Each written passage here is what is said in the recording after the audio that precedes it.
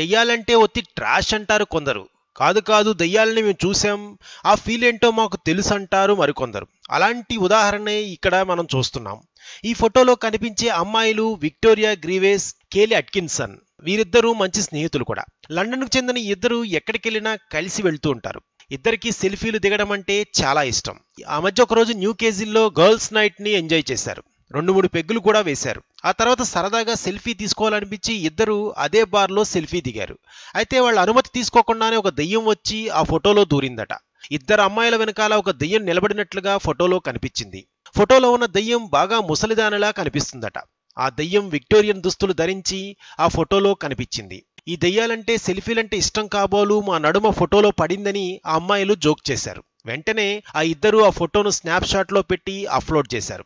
తర్వాత ఎందుకైనా మంచిదని తమ ఫోన్లోంచి డిలీట్ చేసేశారు. కానీ ఆ ఫోటో మాత్రం వరుస పెట్టి సోషల్ మీడియాలో విస్తృతంగా ప్రచారం అవుతూనే ఉంది.